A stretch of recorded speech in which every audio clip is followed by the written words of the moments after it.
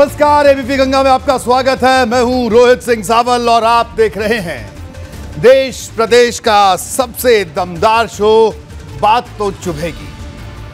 आज दिल्ली से यूपी के 2024 के चुनावी घमासान का एक बड़ा संदेश आया। सपा अध्यक्ष अखिलेश यादव ने 3 राज्यों के मुख्यमंत्रियों का नाम लेकर भाजपा के खिलाफ बड़ी मोर्चाबंदी का ऐलान कर दिया। ये मोर्चाबंदी अगले लोकसभा चुनाव को लेकर है, लेकिन इसकी बिसात पिछले कई महीनों से बिछाई जा रही है। जिन 3 मुख्यमंत्रियों का अखिलेश बार बार जिक्र कर रहे हैं वो हैं बिहार के सीएम नीतीश कुमार, पश्चिम बंगाल की मुख्यमंत्री ममता बनर्जी और तेलंगाना के सीएम के चंद्रशेखर राव। ये सिर्फ संयोग नहीं है कि तीनों नेताओं ने भी पहले अलग अलग मौके पर अखिलेश यादव को विपक्ष की एकजुटता का प्रमुख किरदार बताया था। तो क्या अंदर खाने तीसरे मोर्चे की जमीन तैयार हो चुकी है? ये सवाल इसलिए क्योंकि मैनपुरी लोकसभा उपचुनाव में जीत के बाद से सपा के हौसले बुलंद हैं। आज डिंपल यादव ने लोकसभा की सदस्यता की शपथ ली। इस मौके पर सपा के खेमे में खासी गर्मजोशी का माहौल दिखा और साथ ही सामने आया नई रणनीति का नया संदेश। इसके साथ ही सूत्रों के हवाले से बड़ी खबर आई है। खबर यह है कि शिवपाल यादव की सपा में नई भूमिका हो सकती है। संभव है कि अब अखिलेश यादव शिवपाल को रामगोपाल यादव के बराबर की जिम्मेदारी सौंपे। यह मुमकिन है कि उन्हें राष्ट्रीय महासचिव बना दिया जाए या फिर राष्ट्रीय स्तर पर कोई बड़ी जिम्मेदारी सौंपी जाए। आखिर सपा का 2024 की लड़ाई को लेकर यह राष्ट्रीय योजना क्या है और भाजपा ने किया है इस पर कैसे आज चुभने वाला पलटवार, मैं आज आपको ये सब बताऊंगा। साथ ये भी बताऊंगा कि सीएम योगी की तरफ से निकाय चुनाव को लेकर वोटरों को दिया गया है कौन सा संदेश। बात तो चुभेगी में बने रहिए मेरे साथ।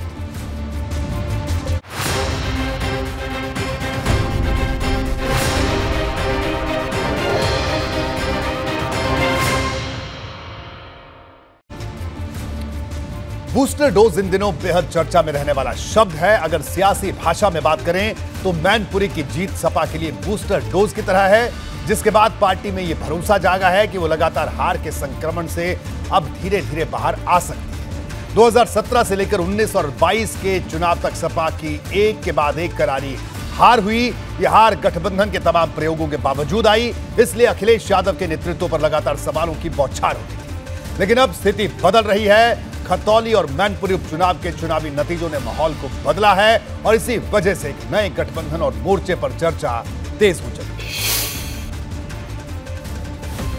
मैं डिंपल यादव जो लोकसभा की सदस्य निर्वाचित हुई हूँ, ईश्वर की शपथ लेती हूँ कि मैं विधि द्वारा स्थापित भारत के संविधान के प्रति सच्ची श्रद्धा और निष्ठा रखूंगी। अखिलेश डिंपल की दिल्ली हुंकार। जी की ने जो विरासत में हम लोगों को समाजवादी आंदोलन दिया है, हमारी जिम्मेदारी बनती है समाजवादी आंदोलन को और कैसे और अगले 50 साल तक लेके जाएं। मैनपुरी के परिणाम ने नकारात्मक राजनीति को ठुकराया है। महिला सुरक्षा की बड़ी दिक्कत है उत्तर प्रदेश में, तो और जहां युवाओं के रोजगार की और नौकरियों की दिक्कत है, तो आप देखेंगे आने समय में समाजवादी पार्टी सभी इश्यू उठाएगी। 2024 की जंग के लिए सपा की लाल मोर्चाबंदी। जब से मैंने 85-15 किया तब से 80-20 कहना छोड़ दिया, तो अब तो 80-20 का कभी चल ही नहीं सकता। हिंदू मुस्लिम का नारा ये केवल भारतीय जनता पार्टी का छलावा है। हम चुनाव के अंदर अपने ताकत के आधार पर जाते हैं। माननीय मोदी जी की जो स्वीकार्यता है, हमारे सरकार के जो काम हैं और हमारे कार्यकर्ताओं को जो परिश्रम है, उसके आधार पर हम 2024 के अंदर भी जाएंगे। 3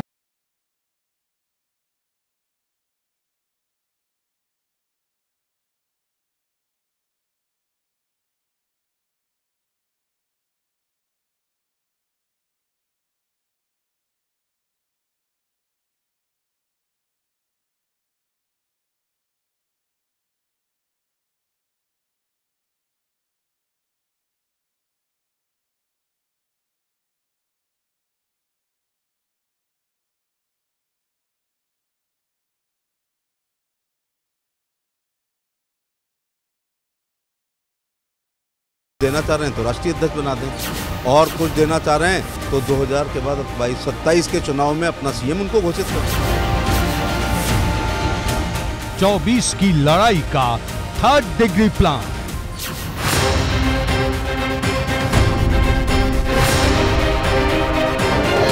बात तो चुभेगी। अखिलेश यादव ने आज दिल्ली में जो कुछ कहा उसके गहरे मतलब निकलते हैं। यह साफ हो चुका है कि सपा अब राष्ट्रीय स्तर पर उस मुकाम को हासिल करने में जुटी है जिस पर कभी वो मुलायम सिंह यादव के जमाने में काबिज हुआ करती थी। कभी हर विपक्षी गठबंधन के आकार लेने में सपा की बड़ी भूमिका होती थी। बदलते हुए वक्त में सपा की ताकत कमजोर हुई, लेकिन अब अखिलेश यादव नए सिरे से राष्ट्रीय सियासत में सक्रिय होने के बारे में सोच रहे हैं। उन्होंने 2024 लोकसभा चुनाव के लिए हुंकार भरी है। दिल्ली से अखिलेश यादव ने साफ कर दिया कि अब उनका हर कदम भाजपा के खिलाफ घेराबंदी का होगा और वो यूपी में उसके मिशन को हर हाल में नाकाम करना चाहते हैं।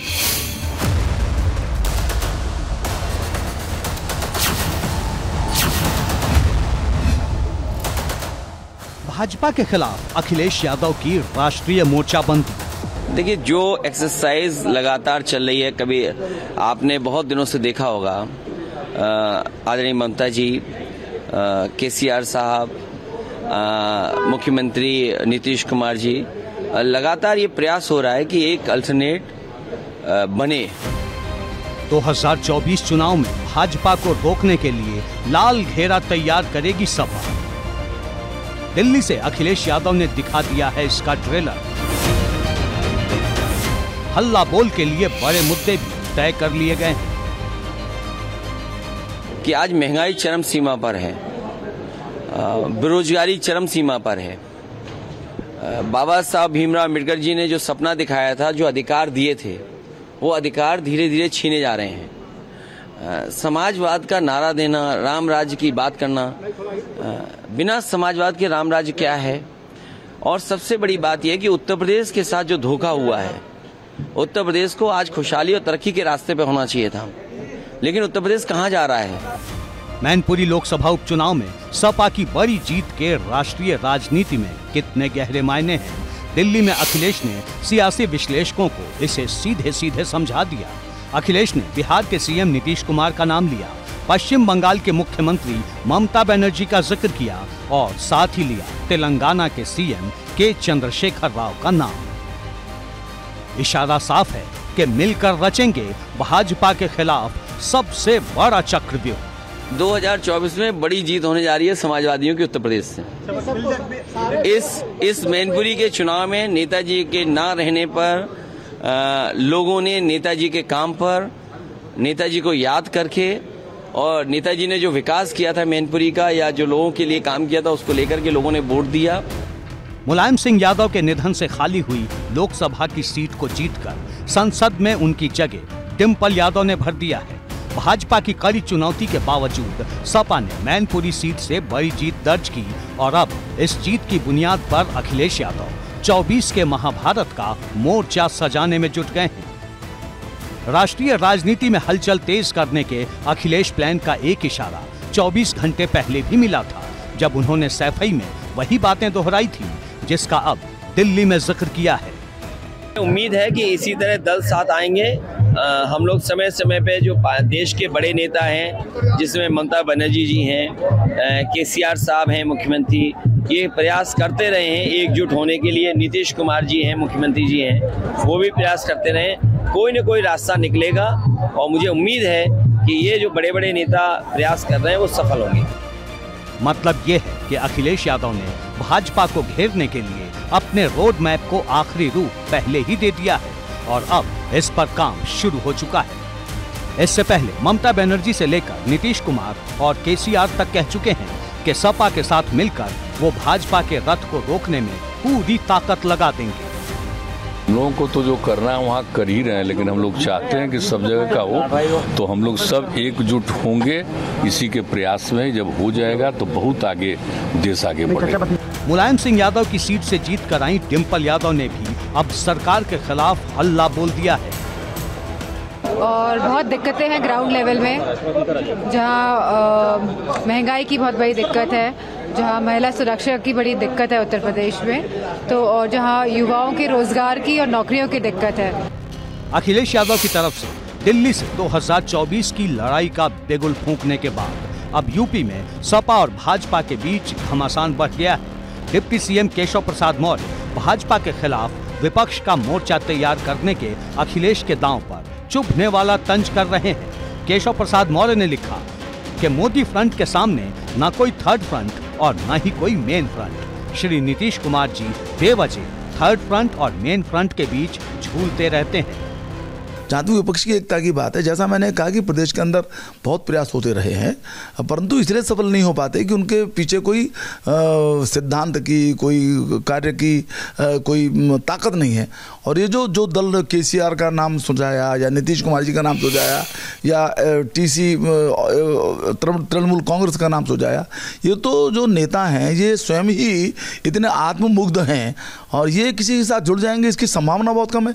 आज मुद्दों पर भारतीय जनता पार्टी को काम करना होगा और काम नहीं करेंगे तो सत्ता के बाहर इनका जाना तय है। साफ है कि 2024 की लड़ाई के लिए मैदान में मुद्दों का मोर्चा सज गया है और विपक्षी दलों की कोशिश इस बार ऐसा चक्रव्यूह रचने की है जिससे यूपी में भाजपा महाविजय के मिशन में नाकाम हो जाए। एबीपी गंगा के लिए ब्यूरो रिपोर्ट। और अब बात डिंपल यादव की नई शपथ की। लोकसभा सदस्य के रूप में डिंपल ने आज तीसरी बार शपथ ली। उन्होंने मैनपुरी की उस सीट से लोकसभा का सफर तय किया जहां से मुलायम सिंह यादव सदस्य हुआ करते थे। नेताजी की खाली जगह को भरना सियासत में बड़ी चुनौती है, लेकिन डिंपल ने साफ कर दिया कि उनका मिशन महिला सुरक्षा से लेकर महंगाई के मुद्दे पर सरकार से आर पार का है। आज डिंपल यादव ने लोकसभा में कांग्रेस की पूर्व अध्यक्ष सोनिया गांधी के पैर छूकर आशीर्वाद लिया। सियासी संबंधों की इस केमिस्ट्री की भी खासी चर्चा की।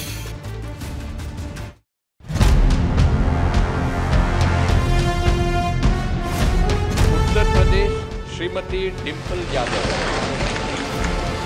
मैं डिंपल यादव जो लोकसभा की सदस्य निर्वाचित हुई हूँ, ये लोकसभा में डिंपल यादव की तीसरी शपथ है। द्वारा स्थापित भारत के संविधान के प्रति सच्ची श्रद्धा और निष्ठा रखूंगी।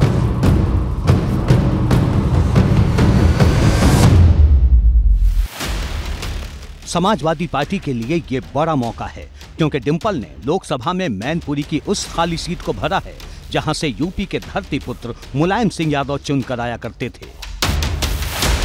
इससे पहले डिंपल यादव अखिलेश यादव के साथ संसद भवन पहुंची थी। अखिलेश के साथ सपा के सांसद एसटी हसन भी थे। साथ में खड़े थे पार्टी के पूर्व सांसद धर्मेंद्र यादव। दिलचस्प बात यह है कि मैनपुरी से सांसद चुने जाने के बाद डिंपल यादव जब पहली बार संसद पहुंची तो कांग्रेस की पूर्व अध्यक्ष सोनिया गांधी के पैर छूकर उनका आशीर्वाद लिया। क्या आशीर्वाद लिया सोनिया जी से? मैं आशीर्वाद लिया और उन्होंने दिया। क्या बात हुई फिर? कुछ बात भी हुई? मैं भारत की प्रभुता और अखंडता। डिंपल ने लोकसभा में शपथ ग्रहण के बाद एक सांसद के रूप में अपनी प्राथमिकता गिनाई।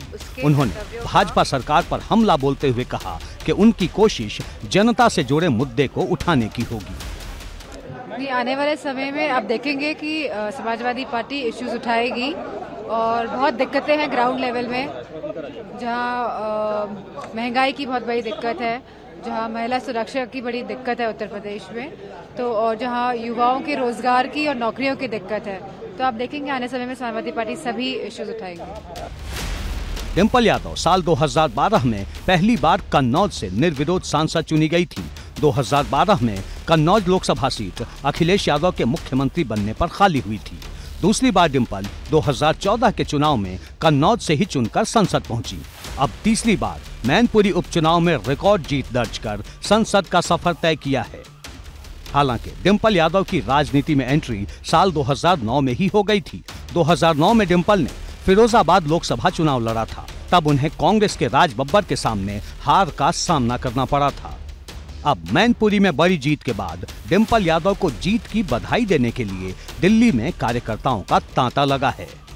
अगर बात करें तो मैनपुरी से जिस तरीके से उपचुनाव जीत करके अब डिंपल यादव संसद भवन पहुंची हैं, तो इस घर को न सिर्फ रिटेन किया जाएगा बल्कि पंडारा पार्क में जो इनका आवास है यहाँ पे भी अब कार्यकर्ताओं की भीड़ उमड़ रही है। पिछले कई महीनों से अगर बात करें तो लगातार अखिलेश यादव भी दिल्ली नहीं आ रहे थे और वो लखनऊ में ही ज़्यादा सक्रिय थे, उत्तर प्रदेश की राजनीति में ज़्यादा सक्रिय थे क्योंकि नेता प्रतिपक्ष का पद उन्होंने ले लिया था। इसके बाद अगर बात करें तो एक बार फिर से अब जब डिंपल यादव उपचुनाव जीत कर पहुंची तो तमाम सारे कार्यकर्ता अलग अलग जगहों से यहाँ पे पहुंच रहे हैं। इनसे बातचीत करें, कहाँ से आए हैं आप लोग? हम नोएडा से आए हैं।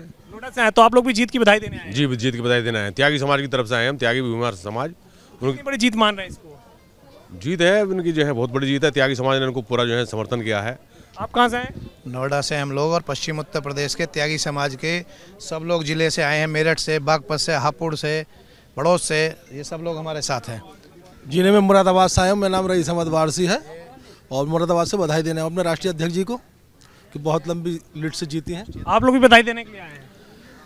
हम मिलने आए हैं भैया, खतौली की जीत की बधाई देना। मैं प्रदीप त्यागी, राष्ट्रीय अध्यक्ष भारतीय मजदूर किसान यूनियन राष्ट्रवादी। मैनपुरी में रिकॉर्ड जीत के बाद सपा कार्यकर्ताओं का उत्साह बढ़ा हुआ है, लेकिन चुनौती ये है कि मौजूदा वक्त में लोकसभा में सपा के सिर्फ 3 सांसद हैं। ऐसे में सपा को अपनी आवाज मजबूत करने के लिए 2024 के चुनाव के लिए बेहद कठिन चुनौती का सामना करना है। एबीपी गंगा के लिए दिल्ली से अविनाश तिवारी के साथ ब्यूरो रिपोर्ट।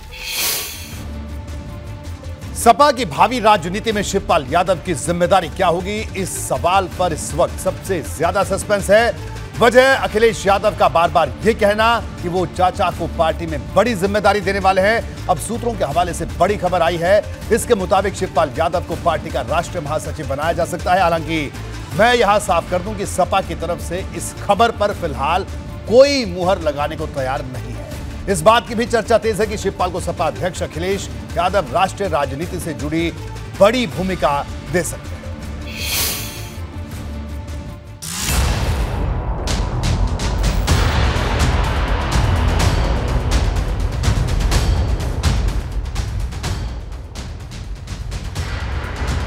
भतीजे अखिलेश हर दिन दोहरा रहे हैं कि चाचा शिवपाल को पार्टी में बड़ी जिम्मेदारी देने वाले हैं, लेकिन सस्पेंस का पर्दा अब तक नहीं उठा है।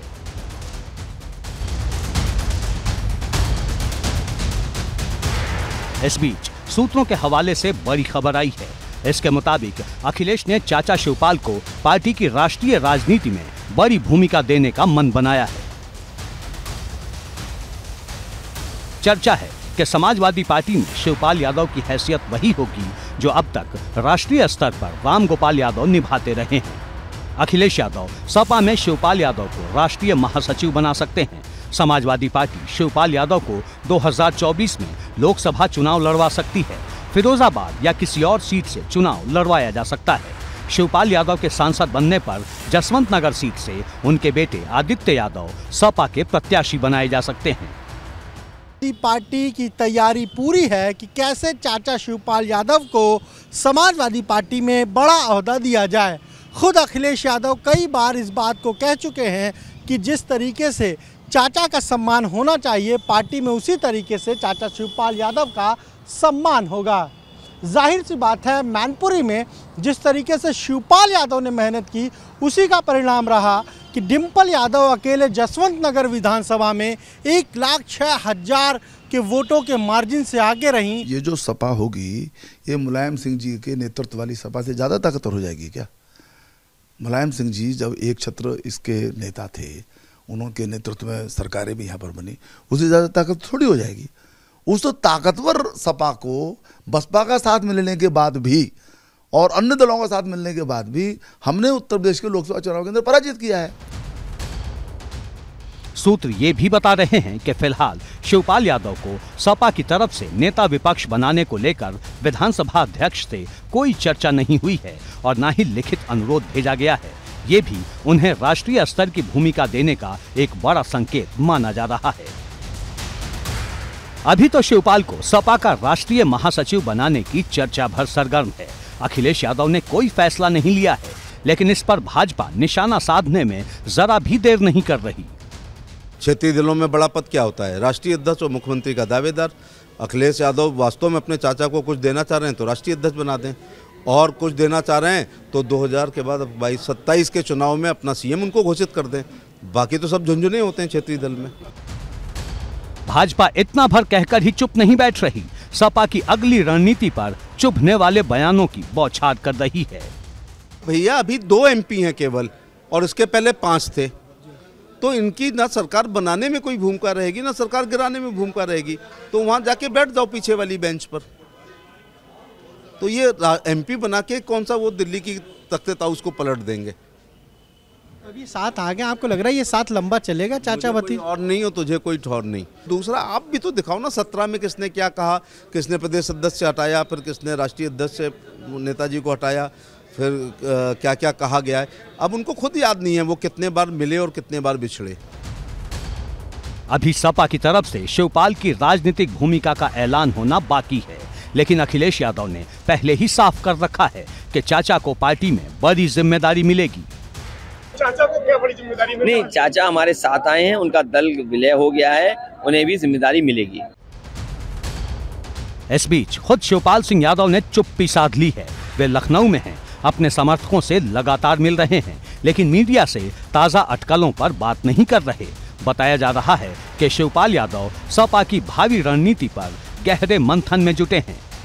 रही बात अपनी भूमिका की, तो वे पहले ही कह चुके हैं कि अखिलेश को जनता अब छोटे नेताजी कहे, यानी अखिलेश अब जो तय करेंगे वो शिवपाल को मंजूर होगा, या फिर इसे इस तरह भी कह सकते हैं कि शिवपाल की इच्छा का पूरा सम्मान करते हुए इस बार सपा अध्यक्ष अखिलेश यादव उनके लिए बड़ी भूमिका तय करने वाले हैं। एबीपी गंगा के लिए लखनऊ से अनुभव शुक्ला के साथ ब्यूरो रिपोर्ट।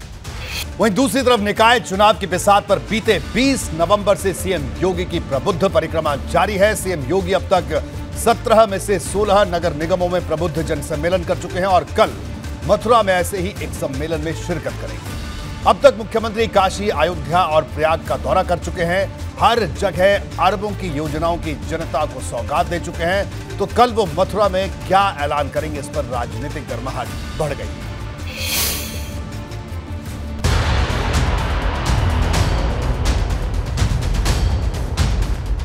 अगर किसी ने चौराहे पर कोई शरारत की या कोई डकैती डाली तो अगले चौराहे पर भागने से पहले ही वह सारी तस्वीरें कैद हो जाएंगी और अगले चौराहे तक पहुंचते पुलिस उसको ढेर कर चुकी होगी। भाइयों बहनों, अब कोई भी सुरक्षा में सेंध लगाने का दुस्साहस नहीं कर पाएगा।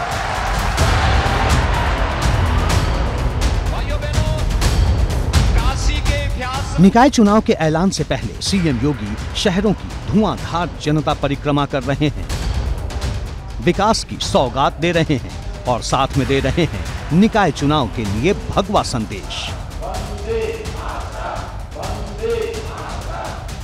डबल इंजन की सरकार प्रदेश के सर्वांगीण विकास के लिए जिस प्रतिबद्धता के साथ कार्य कर रही है, उस प्रतिबद्धता में न केवल डबल इंजन की सरकार बल्कि हमें स्थानीय निकाय की संस्थाओं के माध्यम से भी आम जनमानस की बुनियादी सुविधाओं को आगे बढ़ाने के लिए उसी प्रतिबद्धता के साथ कार्य करना होगा।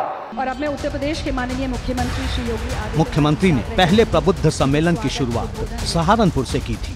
तारीख थी 20 नवंबर की। अभी महीने भर भी नहीं हुए हैं और मुख्यमंत्री 16 बड़े शहरों में प्रबुद्ध जन सम्मेलन कर चुके हैं। हर जगह अरबों की योजनाओं का शिलान्यास और लोकार्पण भी किया है। भाइयों बहनों, डबल इंजन की सरकार को आपका आशीर्वाद प्राप्त हुआ। अब स्थानीय निकाय के साथ साथ निवेश के बेहतरीन गंतव्य के रूप में उत्तर प्रदेश को आगे बढ़ाने के लिए आपके आशीर्वाद की आवश्यकता है। मेरा ये मानना है, एक स्कूल का निर्माण होना, एक कॉलेज का निर्माण होना, एक विश्वविद्यालय का निर्माण होना, एक चिकित्सालय या मेडिकल कॉलेज का निर्माण हो या फिर उद्योग का, ये हमारे लिए निवेश है। मंगलवार को सीएम योगी मथुरा में प्रबुद्ध जन सम्मेलन को संबोधित करेंगे। कृष्ण की नगरी में इस सम्मेलन से बड़ा सियासी संदेश सामने आ सकता है। अब तक 16 नगर निगमों में मुख्यमंत्री योगी आदित्यनाथ प्रबुद्ध सम्मेलन कर चुके हैं। मुख्यमंत्री जिस जगह भी जाते हैं वहां करोड़ों की योजनाओं की सौगात देते हैं। मंगलवार को मुख्यमंत्री योगी आदित्यनाथ मथुरा जाएंगे और वहां पर प्रबुद्ध सम्मेलन करेंगे। साथ ही मथुरा को कई 100 करोड़ की योजनाओं की सौगात भी देंगे। उसके बाद माना जा रहा है कि जब स्थानीय निकाय चुनाव की तारीखों का ऐलान हो जाएगा तब मुख्यमंत्री अलग अलग ज़िलों में जाएंगे और वहां रोड शो करेंगे। साथ ही साथ जनसभाएं भी मुख्यमंत्री योगी आदित्यनाथ उत्तर प्रदेश में अलग अलग शहरों में करेंगे। मथुरा के वेटनरी कॉलेज मैदान में सीएम योगी जनता के बीच अपनी धमक सुनाएंगे। साथ ही विकास पर सबसे बड़ी चर्चा करेंगे। राज्य में नगर निकाय चुनाव के लिए तारीखों की घोषणा का काउंटडाउन शुरू है। माना जा रहा है कि मथुरा की सभा के बाद सीएम योगी निकाय चुनाव के लिए तूफानी प्रचार में जुटेंगे। उत्तर प्रदेश में कुल 17 नगर निगम हैं और सीएम योगी सिर्फ 22 दिन के भीतर 16 प्रबुद्ध सम्मेलन कर चुके हैं। इस दौरान कुल मिलाकर हजारों करोड़ की योजनाओं की जनता को सौगात दी जा चुकी है। और नहीं तो ये गुंडे, माफिया, ये अपराधी बहन बेटियों का स्कूल जाना बंद करा देते, वे बाजार में नहीं निकल पाती थी, व्यापारी और उद्यमियों को गुंडा टैक्स देना होता था, कोई निवेश नहीं करना चाहता था, जो निवेश किया है वो निवेश छोड़ करके भागता था। आज आप देख रहे होंगे पेशेवर माफिया और अपराधी आज गुंडा टैक्स नहीं वसूल कर सकते। इस दौरान योगी काशी से लेकर अयोध्या और प्रयागराज में भी निकाय संदेश पहुंचा चुके हैं और अब बारी है मथुरा की। इसने सियासी माहौल को गर्मा दिया है। आज उत्तर प्रदेश का चित्र बदला हुआ है। उत्तर प्रदेश देश के सर्वाधिक अच्छे डेस्टिनेशन के रूप में माना जा रहा है। वहाँ लोग इन्वेस्टमेंट करने के लिए प्रस्तुत हैं। कानून व्यवस्था वहाँ की कमाल की है और ये तो आंकड़े सब बता रहे हैं कि देश के जो सबसे ज़्यादा विकसित प्रदेश हैं उनमें अब उत्तर प्रदेश की गिनती होने लगी है। देखिए, भारतीय जनता पार्टी सरकार कम चलाती है, जनहित के कम काम करती है, चुनावों को लड़ने में ज़्यादा व्यस्त रहती है। कांग्रेस पार्टी जहां सरकार के इन कमियों को सबसे प्रमुखता से उजागर किया, वहीं कांग्रेस पार्टी लगातार। वहीं सीएम योगी की तरफ से अब तक 16 शहरों में किए गए प्रबुद्ध जन सम्मेलन के तोहफे की लिस्ट के बारे में आपको बता दूं, किस नगर निगम वाले शहर को कितनी बड़ी सौगात दी गई है अब तक एक एक कर उसे जान लेते हैं। शुरुआत सहारनपुर से 20 नवंबर के दिन हुई थी। निकाय चुनाव का सौगात दाव क्या है? देखिए, सीएम योगी का प्रबुद्ध जन सम्मेलन 20 नवंबर सहारनपुर में था। यह प्रबुद्ध जन सम्मेलन 145 करोड़ की योजनाओं का तोहफा अकेले सहारनपुर को दिया गया। 22 नवंबर गाजियाबाद 878 करोड़ की सौगात दी गई। 24 नवंबर प्रयागराज 1295 करोड़ की सौगात दी गई। इसके अलावा 24 नवंबर झांसी 328 करोड़ की सौगात दी गई। 25 नवंबर अलीगढ़ 86.55 करोड़ की सौगात यहां पर दी गई।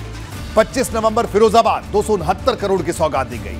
27 नवंबर गोरखपुर 1822 करोड़ की सौगात गोरखपुर को दी गई।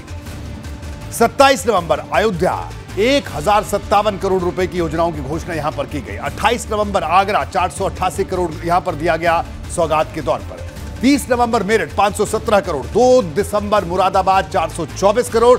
6 दिसंबर लखनऊ 1813 करोड़। 7 दिसंबर बरेली 1459 करोड़ और 7 दिसंबर शाहजहांपुर 308 करोड़ रुपए की योजनाओं का यहां पर सौगात दी गई। 9 दिसंबर कानपुर 388 करोड़। 11 दिसंबर वाराणसी 86 लाख। 13 दिसंबर मथुरा, यानी कल मथुरा में होंगे और कल क्या सौगात देंगे इस पर सबकी नजर बनी हुई है। और अब आपको बता देते हैं कि 16 शहरों में प्रबुद्ध जन सम्मेलन में कुल कितने करोड़ की सौगात जनता को दी गई है। इसका पूरा हिसाब क्या रहा, जरा इसको देखिए। निकाय चुनाव से पहले जो सौगात दी गई है, अब तक 16 शहरों में प्रबुद्ध जन सम्मेलन हुए। 11,278 करोड़ 41 लाख की योजनाओं की सौगात इन 16 शहरों को दी गई है। सौगात में नंबर 1 पर गोरखपुर 1822 करोड़ रुपए की सौगात यहां पर दी गई। दूसरे नंबर पर लखनऊ 1813 करोड़ रुपए की सौगात यहां पर दी गई है। तो ये एक बड़ा दांव से माना जा रहा है निकाय चुनाव को लेकर। उत्तर प्रदेश में नगर निकाय चुनाव से पहले बड़ा सियासी उलटफेर होने जा रहा है। माफिया घोषित किए गए पूर्व बाहुबली सांसद अतीक अहमद और उनका परिवार जल्द ही असदुद्दीन ओवैसी की पार्टी AIMIM से नाता तोड़ने की तैयारी में है। अतीक का परिवार ओवैसी की पार्टी को छोड़कर मायावती की बहुजन समाज पार्टी में शामिल होने जा रहा है। अतीक की पत्नी शाइस्ता परवीन और परिवार के कुछ दूसरे सदस्य जल्द ही बसपा में शामिल होंगे।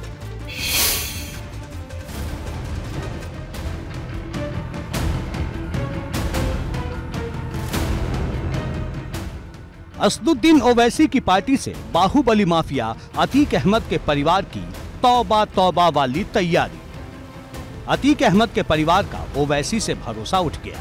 AIMIM की नीतियों से मोह भंग हो गया। शायद यही वजह है कि माफिया अतीक अहमद का परिवार अब ओवैसी के पतंग की डोर को छोड़कर हाथी की सवारी की तैयारी में है, यानी बसपा का दामन थामने का मन बना चुका है। सूत्रों के मुताबिक अतीक की पत्नी शाइस्ता परवीन बसपा की टिकट पर प्रयागराज में मेयर का चुनाव भी लड़ सकती है। ABP गंगा के पास इस बात की पुख्ता जानकारी है कि बाहुबली की पत्नी शाइस्ता परवीन जिस दिन औपचारिक तौर पर बसपा में शामिल होंगी, उसी दिन उन्हें प्रयागराज से मेयर का उम्मीदवार बनाए जाने का ऐलान भी कर दिया जाएगा। उत्तर प्रदेश में जल्द होने जा रहे शहरी निकायों के इलेक्शन के जरिए सियासी पार्टियां 1.5 साल बाद होने वाले लोकसभा चुनाव की अपनी तैयारियों को परखना चाहती हैं। यही वजह है कि वो इस इलेक्शन में कई तरह के प्रयोग कर रही हैं। मायावती की पार्टी बीएसपी द्वारा बाहुबली अतीक अहमद के परिवार को शामिल कराना और पत्नी शाइस्ता परवीन को प्रयागराज से मेयर का उम्मीदवार बनाए जाने का फैसला इसी प्रयोग का एक बड़ा हिस्सा है। दरअसल इस प्रयोग के जरिए मायावती की पार्टी बीएसपी उत्तर प्रदेश में दलित मुस्लिम गठजोड़ का एक बड़ा संदेश देना चाहती है। अतीक की पत्नी शाइस्ता परवीन हफ्ते भर में लखनऊ में पार्टी के वरिष्ठ नेताओं के बीच बसपा की सदस्यता लेंगी।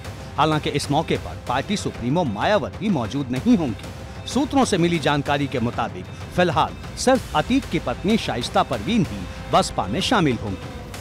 गुजरात की साबरमती जेल में बंद अतीक अहमद को अभी बसपा की सदस्यता नहीं दी जाएगी। सूत्रों के मुताबिक पार्टी के बड़े नेताओं से अतीक के परिवार की कई दौर की बातचीत हो चुकी है।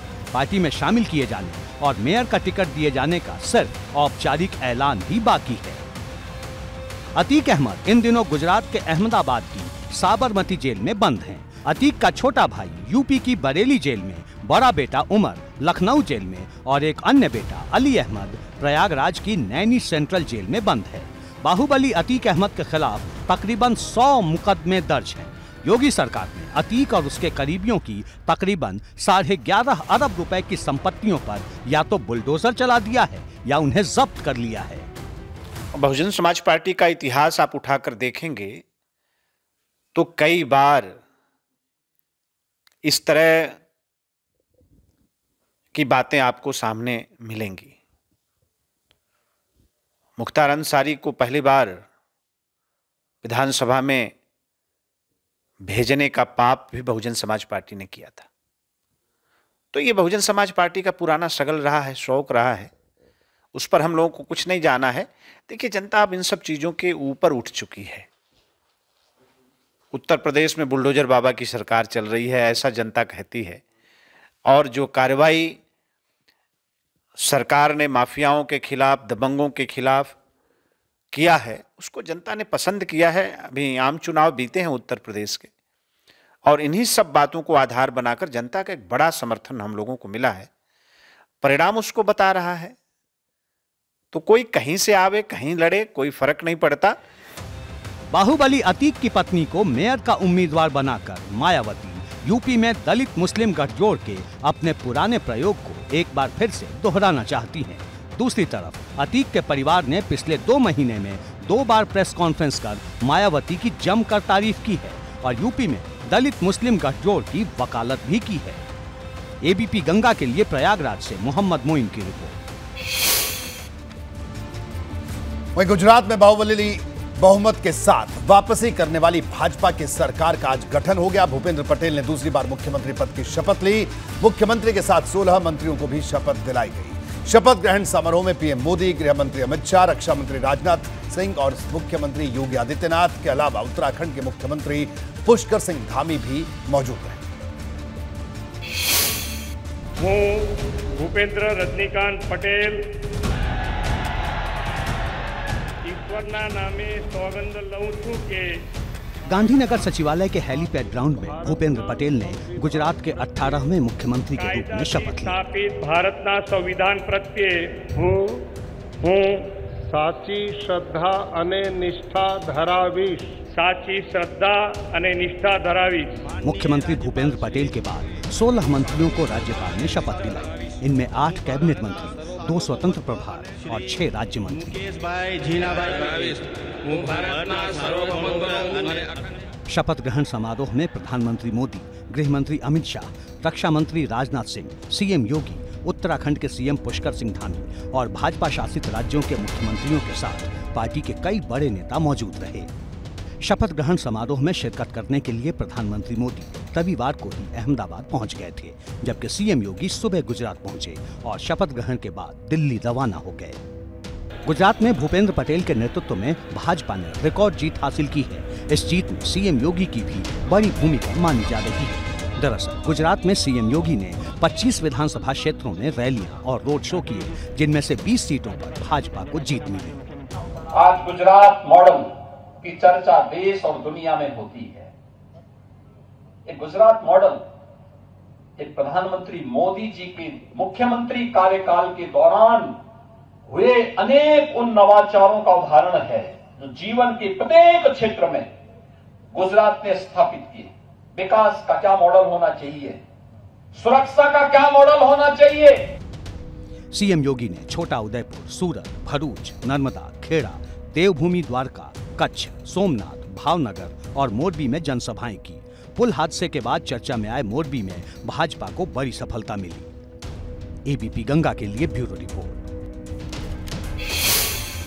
बात करेंगे कांग्रेस की भारत जोड़ो यात्रा की। यूपी में प्रदेश कांग्रेस राहुल गांधी की राष्ट्रीय स्तर की यात्रा की तर्ज पर प्रादेशिक यात्रा निकाल रही है। इस दौरान कौशांबी में आज पार्टी के कार्यकर्ता आपस में ही भिड़ गए। अब चुभने वाला सवाल यह उठाया जा रहा है कि जब कांग्रेस अपने कार्यकर्ताओं को ही नहीं जोड़ पा रही तो जनता को क्या जोड़े।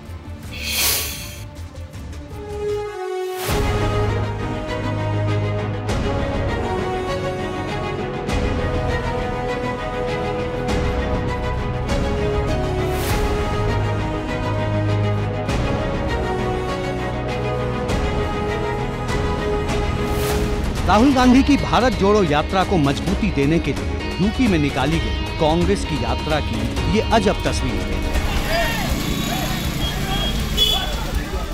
तस्वीरें कौशांबी की हैं, जहां पार्टी के कार्यकर्ता आपस में ही भिड़ गए।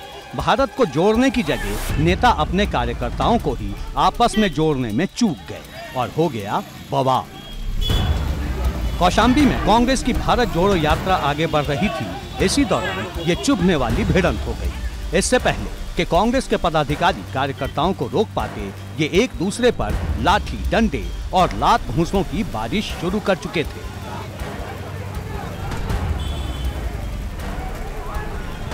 दरअसल उत्तर प्रदेश में कांग्रेस की प्रदेश इकाई उन क्षेत्रों में भारत जोड़ो यात्रा निकाल रही है जहां से राहुल गांधी की भारत जोड़ो यात्रा नहीं गुजरने वाली। राहुल गांधी की भारत जोड़ो यात्रा जनवरी के पहले हफ्ते में यूपी पहुंचेगी, जो कि गौतम बुद्ध नगर और बुलंदशहर से होते हुए हरियाणा की ओर मुड़ जाएगी। ऐसे में यूपी का एक बड़ा हिस्सा छूट जाएगा, जिसे कांग्रेस की प्रदेश इकाई भारत जोड़ो यात्रा के जरिए कवर कर रही है। इस बीच प्रदेश कांग्रेस ने इसे कामयाब बनाने के लिए अपनी पूरी ताकत लगा दी है। पूर्वांचल में कांग्रेस नेता अजय राय के नेतृत्व में भारत जोड़ो यात्रा निकाली जा रही है, तो लखनऊ में प्रदेश अध्यक्ष ब्रिजलाल खाबरी और नकुल दुबे की अगुवाई में भारत जोड़ो यात्रा निकाली गई। हमारी इस यात्रा का अच्छे से अच्छा दिन है। आज हम लोग पूरे प्रदेश में हर जिला मुख्यालय से 25 किलोमीटर यात्रा निकाले हैं। इस यात्रा का उद्देश्य है प्रदेश में फैली नफरत, बेरोजगारी, महंगाई आदि जिस तरीके की सरकार की जन विरोधी नीतियां हैं, उनके खिलाफ हमारी इस यात्रा का आयोजन है। इस बीच प्रदेश कांग्रेस ने इसे कामयाब बनाने के लिए अपनी पूरी ताकत लगा दी है। पूर्वांचल में कांग्रेस नेता अजय राय के नेतृत्व में भारत जोड़ो यात्रा निकाली जा रही है, तो लखनऊ में प्रदेश अध्यक्ष ब्रिजलाल खाबरी और नकुल दुबे की अगुवाई में भारत जोड़ो यात्रा निकाली गई। ऐलान है कि 26 जनवरी से 2 महीने के लिए कांग्रेस यूपी में हाथ से हाथ जोड़ो अभियान की शुरुआत करेगी। इस बीच पश्चिमी यूपी में मेरठ से शुरू हुई भारत जोड़ो यात्रा गाजियाबाद पहुंच गई है। दावा है कि राहुल गांधी के नेतृत्व में देश में बड़ा बदलाव होने जा रहा है। कांग्रेस की भारत जोड़ो यात्रा का कारवा आज मेरठ पहुंच गया है और ये देखिए किस तरीके से जो कांग्रेसी है इस भारत जोड़ो यात्रा में शामिल होते हुए कदम से कदम मिलाते हुए आगे की तरफ बढ़ते हुए नजर आ रहे हैं। ये भारत जोड़ो यात्रा मेरठ में 20 किलोमीटर का सफर तय करेगी और उसके बाद गाजियाबाद की तरफ रवाना हो जाएगी। तमाम जो पार्टी के पदाधिकारी हैं, कार्यकर्ता हैं, नेता हैं, सभी इस भारत जोड़ो यात्रा को लेकर काफ़ी जो उत्साहित हैं वो यहाँ पर नज़र आ रहे हैं। इन्हीं लोगों से हम बातचीत करने की कोशिश करेंगे, इन्हीं लोगों से हम जानेंगे। हमारे साथ हैं कांग्रेस के जो जिला अध्यक्ष हैं अमरीश काजरा। अमरीश जी, 20 किलोमीटर का सफर तय करना है, बड़े कांग्रेसी उत्साहित नजर आ रहे हैं। आप देखिए कन्याकुमारी से लेकर कश्मीर तक जो भारत जुड़ रहा है उसी का नतीजा है आज कई हजार लोग मेरठ की सड़कों पर राहुल जी को और इस देश की जनता के लिए आज भारत जोड़ने निकले हैं। और जो देश में नफरत की राजनीति हावी थी, कांग्रेस पार्टी पूरा ने उसमें देश को जोड़ने का काम करेगी। भारत जोड़ो यात्रा के जरिए कांग्रेस बड़े दावे कर रही है, लेकिन इसमें भी मतभेद दिख रहा है। रिजलाल खाबरी कह रहे हैं कि गठबंधन के लिए कांग्रेस खुद किसी दूसरे दल के पास नहीं जाएगी, जिसे आना है वो खुद हाथ बढ़ाए। जबकि अजय राय कह रहे हैं कि 24 के चुनाव के लिए गठबंधन का प्रयोग निकाय चुनाव से ही शुरू हो जाना चाहिए। ये भारत जोड़ो जो हमारे नेता राहुल जी यात्रा कर रहे हैं कन्याकुमारी से कश्मीर वाली, उसमें आज हम लोगों ने संगम में स्नान करके, और संगम एक ऐसा है कि ये चारों तरफ से जो नदियां आ रही हैं पूरे देश को जोड़ती हुई, माँ गंगा, जमुना जी, सरस्वती माँ, तो ये पूरे देश के लोगों को जोड़ती हुई आ रही है। और यहाँ एक जगह संगम इनका हो रहा है। इससे बड़ा अद्भुत स्थान भारत जोड़ने के लिए और कुछ नहीं हो सकता। यहाँ से हम लोगों ने आज ये यात्रा प्रारंभ की और मनकामेश्वर महादेव के मंदिर में आके यहाँ पूजन अर्चन किया और सबकी मनोकामना पूर्ण हो, मंगल हो, यह आशीर्वाद मांगा है। इससे चुनाव का कोई बहुत बड़ा महत्व नहीं है। ये महत्व है इस देश और प्रदेश को बचाने का है। अगर हम नहीं, अगर इस देश और प्रदेश को बचाने की जिम्मेवारी कांग्रेस ने ली है तो बड़ी संख्या में इकट्ठे होकर के ही हम बचा सकते हैं। इसके बाद यात्रा के समापन के बाद क्या अगला अभियान होगा? अगला अभियान क्या, अभी हमारी ये यात्रा 22 दिसंबर तक लगातार चलेगी। उधर भाजपा कांग्रेस की इस यात्रा पर तीखे तंज कर रही है। मैं यह मानता हूं कि कांग्रेस के श्री राहुल गांधी जी की जो भारत जोड़ो यात्रा है वह पूरी तरह से फ्लॉप शो साबित हुई है और कांग्रेस का कोई भविष्य नहीं है। और कांग्रेस से जितनी जल्दी देश तेजी से पीछा छुटा रहा है उतना ही देश के हित में भी है। कांग्रेस के पास ना कोई विजन है, ना कांग्रेस की कोई नीति है, ना कोई उनका नेता है। कांग्रेस सब कुछ गंवा चुकी है। जो बचा है वह कुछ पाने के लिए उनके पास नहीं बचा है, जो बचा है वो खोने के लिए बचा है। ये राहुल गांधी जी की जो भारत जोड़ो यात्रा है वो संविधान बचाने के लिए नहीं, परिवार की राजनीति बचाने के लिए। अब सबकी नजर इस बात पर है कि आखिर गठबंधन को लेकर कांग्रेस किस राह पर आगे बढ़ने वाली है। एबीपी गंगा के लिए लखनऊ से विवेक त्रिपाठी और मेरठ से सनु शर्मा के साथ ब्यूरो। उत्तराखंड में भाजपा अपनी कमान कस रही है। अब से थोड़ी देर पहले दिल्ली में उत्तराखंड के भाजपा सांसदों की बड़ी बैठक हुई। उत्तराखंड के सभी सांसदों के साथ प्रभारी दुष्यंत गौतम ने बैठक की। पूर्व केंद्रीय मंत्री रमेश पोखरियाल निशंक के आवास पर यह मीटिंग हुई। इसमें पुष्कर सिंह धामी, प्रदेश अध्यक्ष महेंद्र भट्ट, संगठन महामंत्री अजय कुमार भी मौजूद रहे। संगठन और सरकार में समन्वय को लेकर इस मीटिंग में गंभीर चर्चा हुई। बैठक में सभी सांसदों से क्षेत्र से ज्यादा सक्रिय रहने को कहा गया है।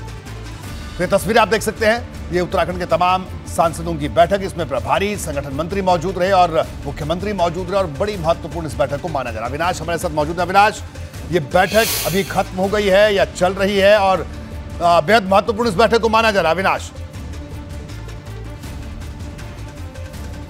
जी बिल्कुल रोहित, अगर बात करें तो ये बैठक अभी चल रही तस्वीरें एक बार आपको दिखाना चाहेंगे। पूर्व केंद्रीय मंत्री, पूर्व मुख्यमंत्री रमेश पोखरियाल निशंक के घर के बाहर की ये तस्वीरें आप देख सकते हैं कि बाहर किस तरीके से हलचल है। उत्तराखंड के 8 सांसद यहाँ पे मौजूद हैं, 5 लोकसभा के सांसद, 3 राज्यसभा के सांसद। इसके अलावा अगर बात करें तो प्रभारी दुष्यंत गौतम है, सह प्रभारी रेखा वर्मा है और प्रदेश अध्यक्ष मौजूद है और प्रदेश के संगठन महामंत्री मौजूद है। बैठक में खासतौर से इस बात को लेकर चर्चा की जा रही है कि सांसदों का समन्वय किस तरीके से सरकार के साथ किया जाए और संगठन के साथ किया जाए, जिससे कि जो आने वाले 2024 का चुनाव है वहां पे बेहतर परिणाम अर्जित किया जा सके। क्योंकि 2014 में और 2019 में दोनों दफा भारतीय जनता पार्टी ने 5 लोकसभा सीटें जीती है, तो 2024 में इस करिश्मे को कैसे दोहराया जाए, इस बात को लेकर के यहाँ चिंतन मनन हो रहा है। इसके साथ साथ इस बात को लेकर भी बैठक हो रही है केंद्र सरकार की जो तमाम सारी योजनाएं हैं उसको सांसद किस तरीके से पहुंचाएं। यानी अविनाश, कुल मिलाकर कहा जाए कि सीधे तौर पर उत्तराखंड में 2024 को लेकर तैयारी शुरू कर दी है भारतीय जनता पार्टी ने और ये बैठक उसी कवायद का एक हिस्सा है। अविनाश, आपका बहुत बहुत शुक्रिया इस पूरी जानकारी के लिए। तो 24 की चढ़ाई की तैयारी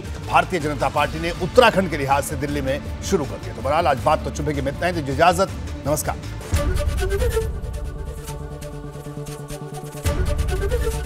एबीपी गंगा, खबर आपकी, जुबान आपकी।